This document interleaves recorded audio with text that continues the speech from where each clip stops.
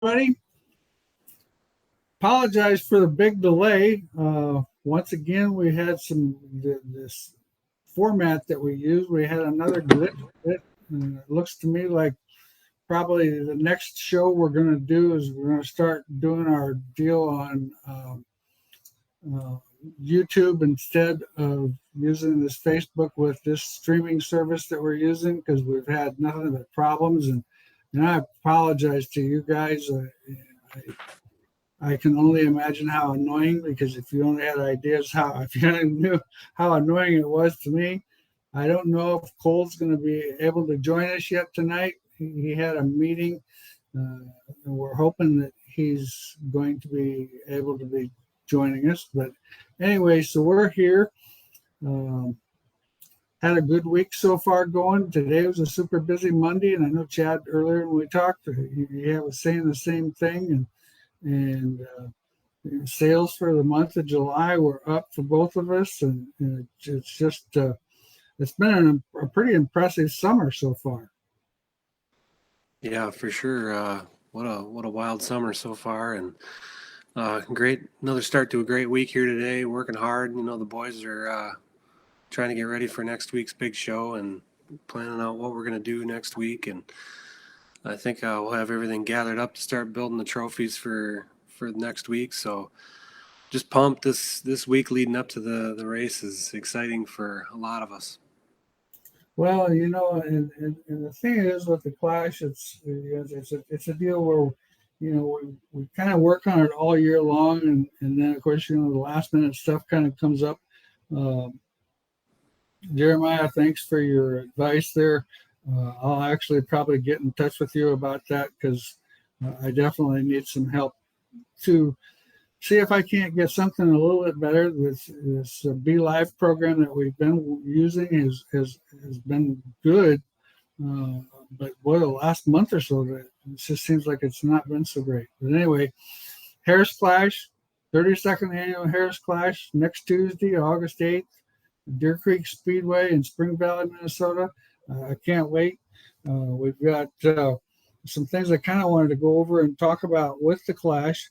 We've got the chassis manufacturers for the $500 cash bonus. If you're one of the, if your chassis builder is part of the group,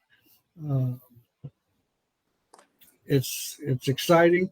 We've got GRT, Harris Auto Racing, Jet Chassis, Lethal Chassis, Rage Chassis, Razor Chassis, Longhorn by Scotty, Shyrock Racing Components, Skyrocket Cars, and Vanderbilt Chassis.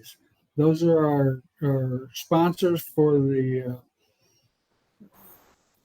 Manufacturers Cup. So we're looking forward to one of those guys getting a win that's in one of those cars, and the $500 compliments of your chassis builders. So they're thinking a lot of you, and they've been really good at helping out with this Clash for years and years. And so I can't thank those guys enough for all their help. The other thing, we have a lot of other sponsors too. Speedworks is a co-title sponsor. They also give away $100 certificate to each heat race winners. It's a product certificate. Trailer Trucking Company is the other Clash sponsor, title sponsor. Trailer, besides being the title sponsor, also has a $100 bonus to the modified champion for each position that they advance. So in other words, if you start 10th in today's world, probably starting 10th is going to be difficult with the competition like I seen at Boone this last weekend. But say you start at 10th, that's an extra $1,000 for you on that deal. So that's pretty cool. Fast Chefs, they have the similar thing as for the sport mods. It's a $50 bonus for every position you have. Fast Chefs also has a $250 product or a $250 check to the fastest lap of a modified and the fastest lap of a Sport Mod. Wehrs is a Race of Champions title sponsor. It's $1,000 to win, $100 to start, and it's a 10 lap, depending on the number of cars. It's a 10 or 12 lap dash for $1,000. And it's for the champions provision, or the champions are past champions of the Harris Clash themselves. It's like Tom Berry was last year's champion, so now he's going to be in the Race of Champions for as long as he wants to show up at the Harris Clash. Also, Wehrs Manufacturing is putting up 2 $500 bonuses that are random select. Drivers finish in 6th through 25th throughout the night. And then they're also our co-trophy sponsor. Chad makes the trophies. AFCO furnishes with the shocks, and Pat furnishes with the drive shaft, and Chad makes that all look awesome. AFCO Sport Mod's first place is a $150 certificate. Sport Mod second place is a $100 certificate. Modified first place is $200. Second place is $100, and third place is $50. Aero Race Wheels is a full set of wheels to the Modified champion, full set of wheels to the Sport Mod champion. BHE is doing 4 shock rebuilds to the Sport Mod champion, and 4 shock rebuilds to the Modified champion. Close Racing Supplies, our Hard Charger Award. He's $300 to the Modified that advances the most spots, and $200 to the Sport Mod that advances the most spots. Performance Bodies is a $200 gift certificate for the Modified leader at lap 15, the Sport Mod leader at lap 13, first Modified DNF, and the first Sport Mod DNF. So they're giving 4 $250 product certificates for that. RTI is giving away a Hard Luck Award, which is a 1 free chassis school to whoever has a hard luck situation in the Modified and in the Sport Mod. Hypercoil is a Worst Redraw Award. They're giving 4 springs to both Modified and Sport Mod who has the worst redraw. What that means is when the drivers draw for their positions in the Modified deal, and I think last year we redrew 12 positions, so whoever drew 12th would have got the free springs. So basically that's pretty much the extent of it. The shirts this year are going to be pretty exciting. They're a twist from the past. We took one of our older shirts that I had back in 1993 and did a little bit of a redesign on it and retwist on it. They look pretty awesome. I'm pretty happy with those. So they'll be available in the grandstand and the pits. We're not going to show a prelim drawing of them because I want to wait till everybody sees them, because like I said, they're going to be a little different style than what we've had for the Harris Clash in the past, but we're looking forward to them. They look pretty cool. And we're going to actually do dark gray like what Chad and I have on, and then we're also going to do white. And they will look awesome in white because there's going to be fluorescent colors, and you won't be able to miss anybody with one of those shirts on, trust me. So they're pretty cool.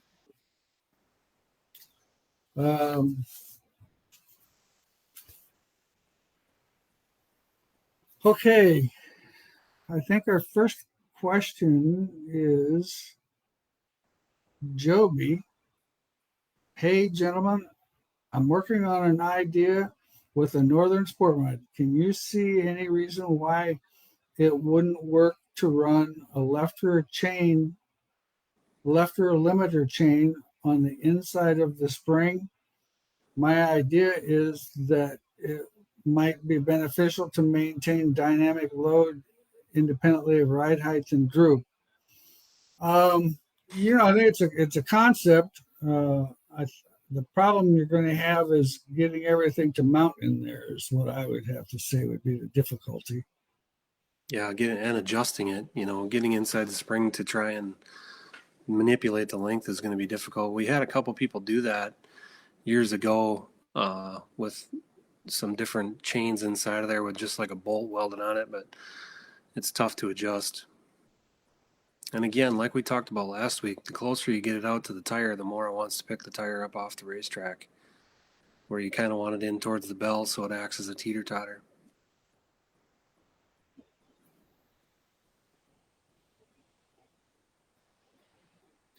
I'm just answering Cole's.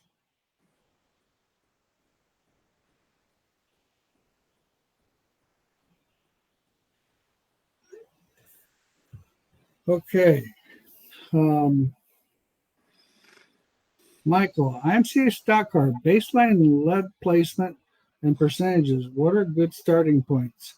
Lead's usually as much rear as you can get. And then on the left side, we usually stick with 52% or 54% with the driver, 52% without the driver. That works pretty decent. Oh, there we got Cole. All right, everybody, we've got Cole Queensland, who is actually the promoter and the co-owner of Deer Creek Speedway. He's joined us tonight to kind of talk about the Harris Clash and talk about Deer Creek Speedway and let all you guys know what there is about the racetrack. And glad to have you on here, Cole. I'm glad we had some difficulties there and we had to redo a bunch of stuff, but we got it going, so we're good. So how are you tonight? Yeah. I don't see him or hear him. You don't see him or hear him? Okay, I know why. Did you put him in the stream yet? There. Hey, there we go. Here we are. Hey, guys. Hello. So what's new and exciting at Deer Creek Speedway? Hopefully rain one of these days, just not on a race day. It's been a crazy, unique year, not getting a whole lot of rainfall and trying to keep a racetrack in shape and get moisture to keep it racy. But the guys have been doing a great job with it. A lot of new, I guess, when you ask, is a lot of new race surface. Last year we were on borrowed time. The last number of years we were on borrowed time with it. And, kind of estimating, I think there's probably somewhere between 150 to 200 loads of new dirt on the racetrack. And some of that went on over the winter and some went on at the start of the season as we got racing into the early parts of July. We kind of got it finished up and wrapped up there for the Go for 50. And it's been producing some great racing on it. And we're excited to see what you guys can bring up and hopefully got a good track for you.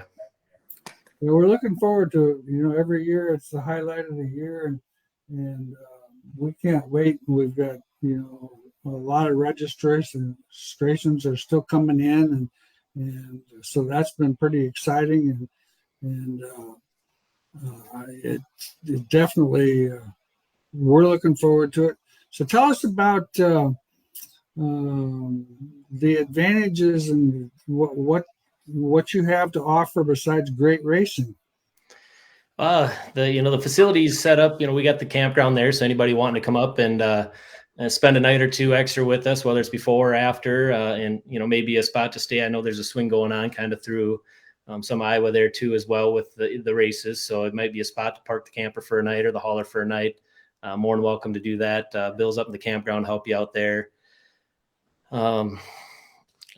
Anything you need, ask. We're a friendly group. We're here to help. We'll answer any questions you got. We're just looking forward to having a good time. We look forward to this race every year too. Seeing all the faces, and it's new faces to us, and getting to meet everybody.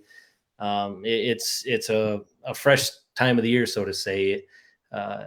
We look forward to it because it's fun. It's a very appreciative group of people. Hard racing. We don't see racing like that very often throughout the season because it's all points racing and different things. And to see a group get to come in here once a year and basically race for the check and the trophy. I think that is something unique you don't get to see every day. Well, I'll tell you what, there's a lot of people looking forward to coming up there. I hear that all the time. And and there's a lot of people that compliment you guys on the track preparation.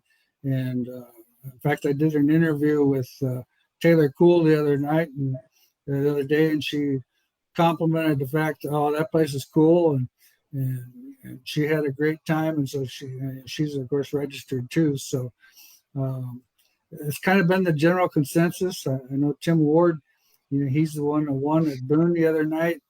I look for him to be a strong contender up there also, along with Jake McBurney and all the guys.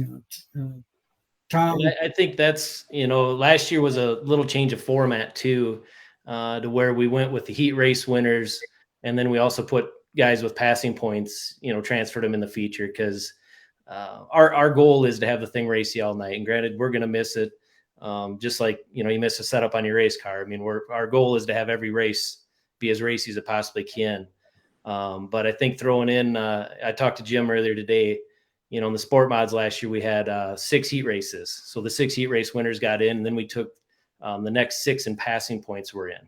The 6 heat race winners were the redraw guys, but the guys in passing points did not have to run a B main. And then modifieds, we did the same thing. There was 8 heat races in modifieds. We took the 8 heat race winners, put them into a redraw, but the next 6 modifieds and passing points also got in without having to run a B main as well. So I think that is driver friendly. Awards the guys for winning the heat race, but also awards somebody maybe with a bad draw that has to start 10th or 11th or 12th, can race their way up into a top 3 or 4 and have a chance of transferring early on without having to go through a B main. So knock on wood, the track guys have been on it this year. And if they get the track racy like it's been, should see a lot of passing points and them guys gunning from the back to try to get a transfer spot as well. That'll be awesome. And that's kind of what makes an awesome show. And, and the way you're doing that, it kind of helps that poor guy that drew this bad pill number. He's got a fast car, but he's in a fast heat race with all kinds of other guys, and to the point where he's kind of stuck, where that passing points, allows him to gain some ground on there and not get stuck in the back. You still planning on running 30 cars and 3 wide start?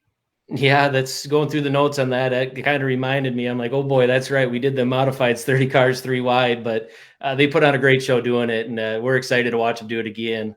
That's always a treat when you get to watch them guys do it, and it's fun to hear the reaction from some of the fans that haven't necessarily seen it, or even the drivers that haven't partaked in it. It's a treat to get to see, because you don't get to see it very often, a couple times a year.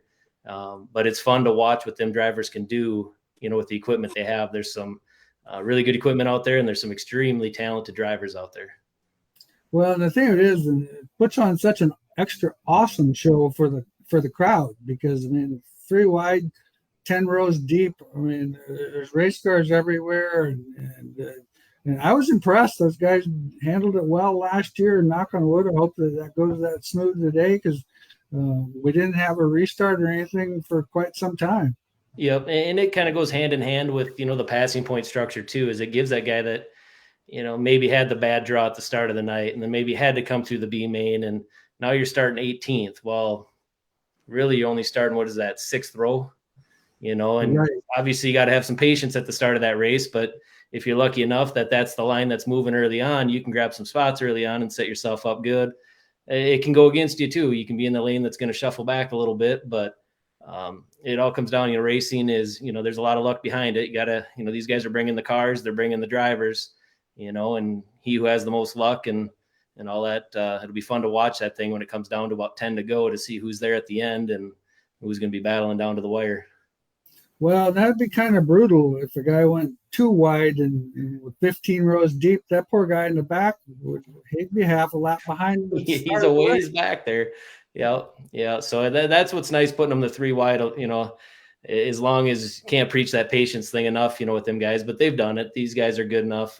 They've raced that way before, and they've definitely showed they can handle it. And it just gives them that extra shot to get up there, especially at a race like this. Everybody wants that trophy. I keep looking at Chad's shirt right there. You can't miss it. Yeah, that's for sure. The trophy's awesome. It's unique. Mm-hmm. Chad does a great job with that. And I remember the first year we did that too tall. And the trophy was 70 pounds. I was Poor going to Joe say, couldn't even get it set in victory lane. He could barely lift it up in the air, you know. I mean, it was like he got it up there, but it was kind of wobbling a little bit. So then Chad and I decided maybe we should scale that down just a little bit. Yeah. But no, it worked out great, and it's such an awesome trophy. And I appreciate AFCO donating the shocks for that, and all of Chad's hard work to get that trophies put together. That's pretty awesome. Yeah, the That marketing was always team one of the best things. You know, I raced 16 years myself, and you'd go to, you know, the races all over, and, you know, it didn't matter the money sometimes. And when you seen a trophy, you know, that's all you cared about at that point. You know, yes, the money's there, especially when it is 5,000 to win. But that trophy's unique. You can only get a shot of that once a year, and that's what makes an event fun too. You got a few other ones there too that your track that are cool. Yeah, the carvings are good. You know, the gopher with the carved gopher there. It's always fun hearing them guys down in Victory Lane. You know, one year there during COVID, we couldn't get them. Everybody moved south where states were open and stuff, and we're doing carvings down there. And that's all we heard that year is, hey, where's my deer? Hey, where's the gopher? You know, the check was cool sitting next to him, but all they mentioned was where was the trophy. Yeah. Well, I tell you what, that trophy, you know, that check doesn't really last that long. No, that was spent before they got here. Yeah, that trophy that lasts a lifetime, man. Yeah. I mean, it's something you can always look back on and remember that day. And sure enough, I mean, it's pretty awesome.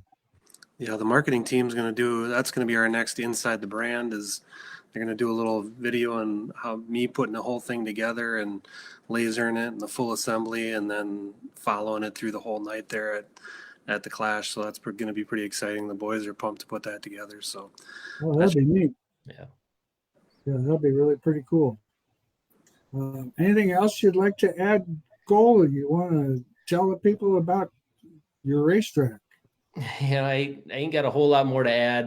You know, I just want to thank Mike and Elaine Sorensen. You know, if people haven't heard or known, it's been out for a little over a year now that Mike and Elaine are new partners in the Speedway with myself. So they've been a great group to work with. And, you know, I thank them for the opportunity to be able to stay in the position I'm in with part ownership, and then also being able to run the Speedway. So I don't think I could ask for a better partner out of that. And then to be able to keep races like this going with you, Bob, and partners like Chad to make additional steps to them races with the Race of Champions and all this thing. So it's a crazy world in the racing world, and so many people to thank. And I think that's a unique twist to Deer Creek is, you know, there's new ownership in it, but some of the old ownership's still here. Well, you know, and Mike's a great guy. You know, I mean, I've known Mike for years, back when his dad raced, and he was just a pit crew guy.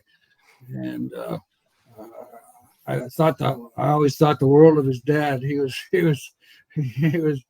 pretty funny. We always got along real good. And I remember some of the situations in racing, and you know, his dad was always a world of wisdom and had different thoughts, and I just always enjoyed him. Yeah, he's a great guy. I actually, about 10 years ago, I worked for Mike for 4 years out to the race shop, and it was always entertaining when Dick would show up out there and, you know, telling the stories and telling Josh how to build the motors, and, you know, he was filling everybody in on what to do and how he did it.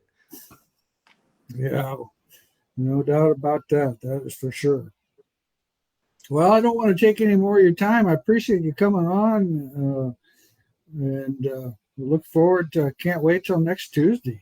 Yeah, and by the way, the weather looks great if you haven't looked right now. I don't want to jinx that. Looked. I've been kind of scared to look at that. Right now we're 77 degrees and sunny, and I think last I looked, it was a 17% chance of rain even. So there's a lot of sevens in there.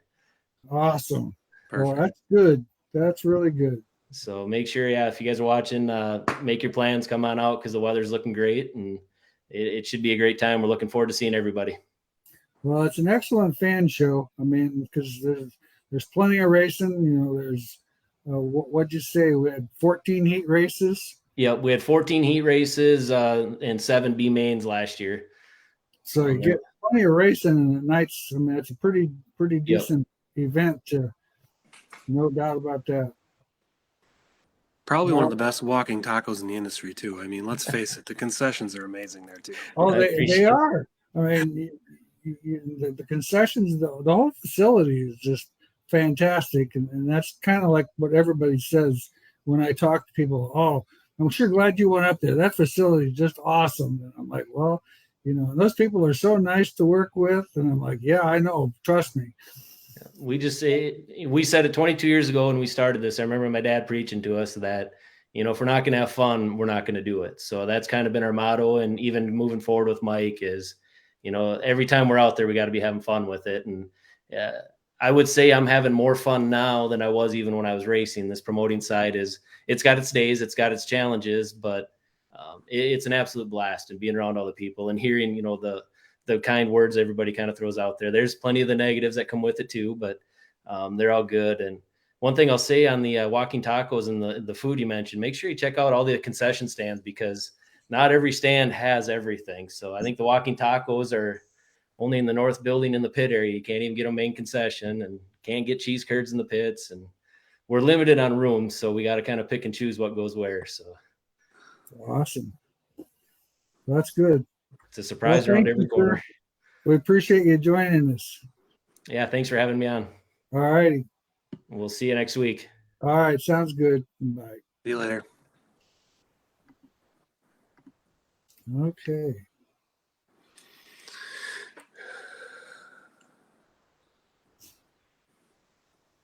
Where were we? Oh, we're way up here.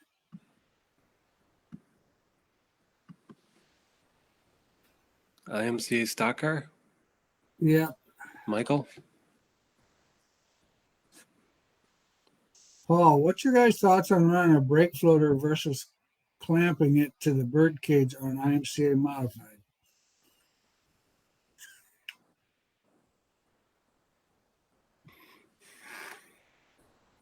Well, the brake floater, the brake floater is on the arm is less influential. So when you clamp it to the suspension cage, you're transferring the motion through the four-link rod, but also through the spring assembly.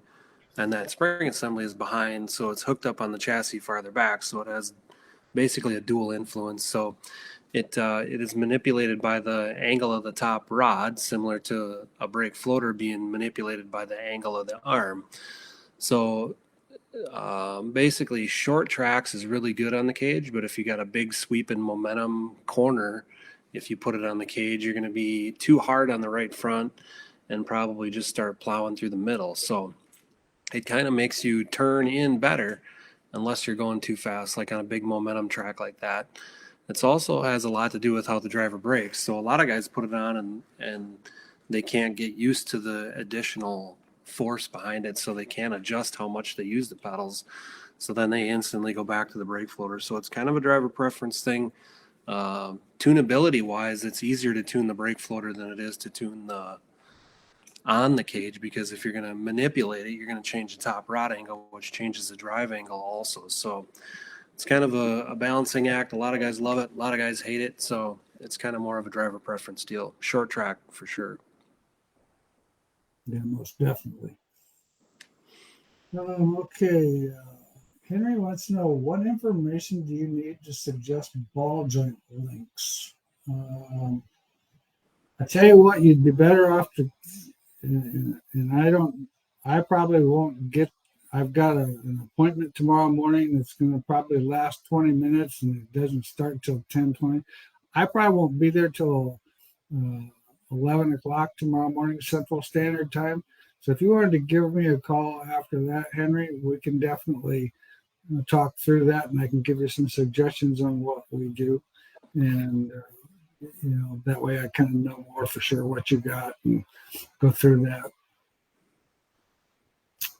that. Tommy, what's the best valving shock for IMCA stock car on the left front? I use a chain for slick racetracks.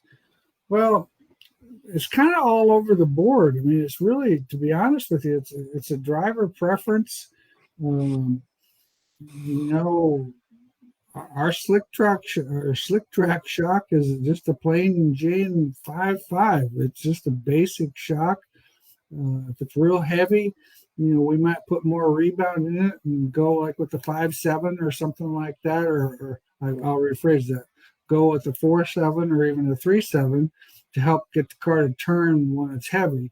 But when it's really dry slick, we just put a basic shock there so that it doesn't overload the right rear and doesn't unload the right rear when you get into the corner, and stays fairly, fairly neutral.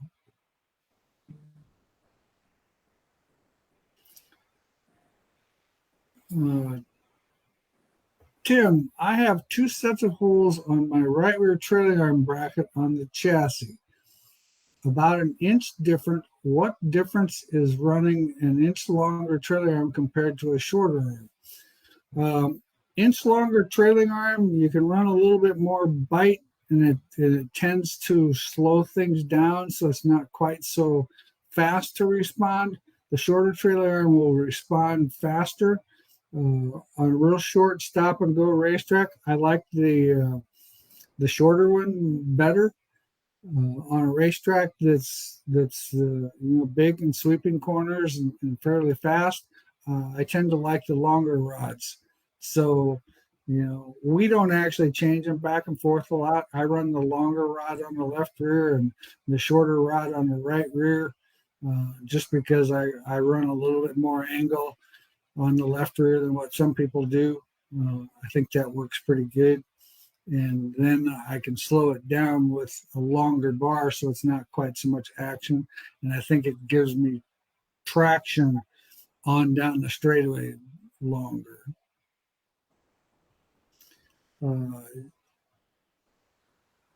IMCA Sport Mod car seems to be tailing out on me on dry slick. Would drooping left rear trailing arm down on the chassis so that it is less than 45 degrees of diameter help out? Actually, what you need to actually do is probably put a little bit more lead in the car, because keep in mind when you have that angle, when you have all that angle in that left rear, when the car actually is under power, you're actually probably moving, that left rear is moving ahead probably 2.5 inches or so. So what we want to do is we want to take a little bit of that out of it. And so dynamically, we're taking some of the steer out of it so that it helps the car be a little tighter up off the corner.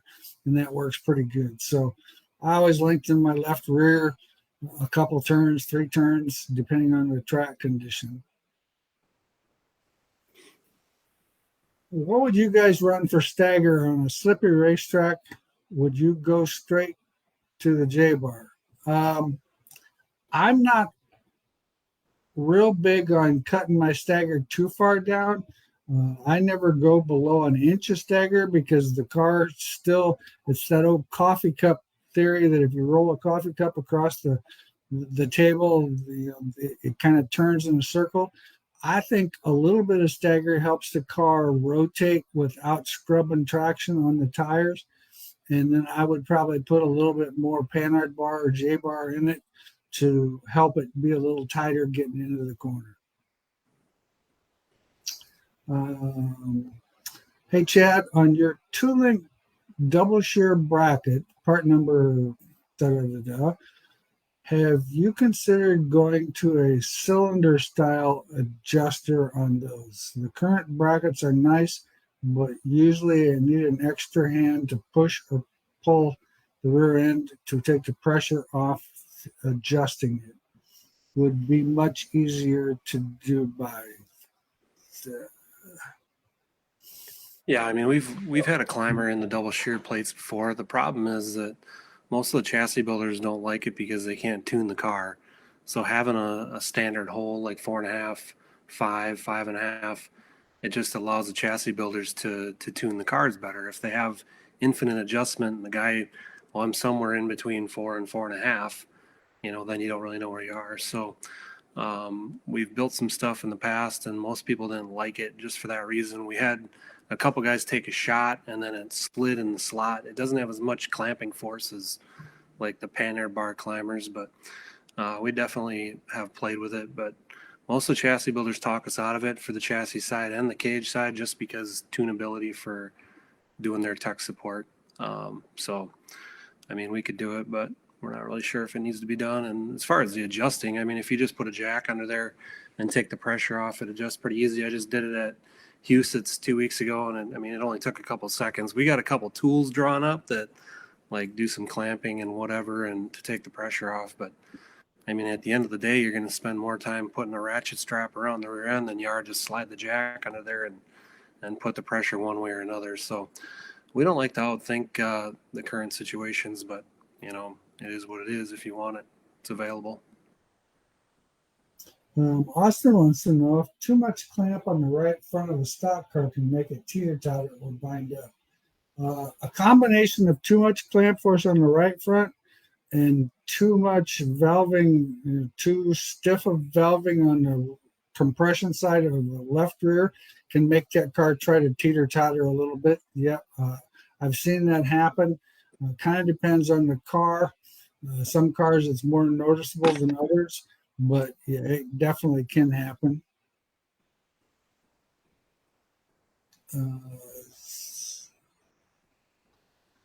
Zach, what can I adjust to tighten my car up without changing stagger with Soda Midwest Modified? Well, you guys can work with trail and lead quite a bit. That's one of the things that you're kind of limited with the Wasota Midwest Modified. You can't change a lot of angles. So, stagger and lead are the two things that I change the most on a limited car like that. That's kind of what we do on our sport mod car. We can adjust you could take a little bit of angle out of your right side bar, but you still have to stay within your 5 degrees of rake between the left rear and the right rear. So I would push that as far as I could and still be legal. Building a new car, size master cylinders would you recommend for the front to the back and the brake line size? Well, the brake line size, the ideal brake line, we've had some in there, but I don't actually remember the company that actually makes them. But it's a number 3 brake line with number 4 fittings on it, so that if you do screw up a brake line or whatever, anybody's brake line will fit on there. Master cylinders. Last couple of years, we went to straight 1-inch master cylinders, and I feel that has really helped. I like it. It seems to equalize the with the 7/8 to the rear and the 1-inch to the front, like we've done in the past years. It seems like over the course of time, sort of the rear starts grabbing more than the front, or it doesn't seem as balanced. Where with the 1-inch cylinders, it seems to be more balanced, and then you can work with your balance bar a lot better to get good braking either way, front to rear.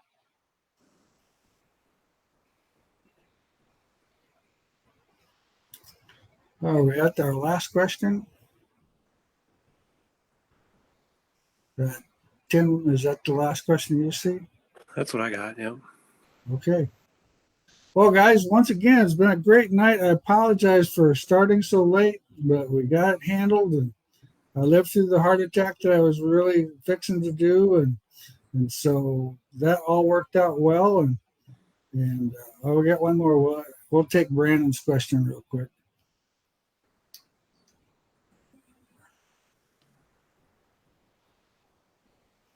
What front frame heights do you recommend starting sport mod on a USRA B mod? I'm 8 inches to the center of the A-frame bolt. Just curious. Well, with the USRA B mod, you're running that American Racer tire. So I would probably recommend, we run a lot lower than that.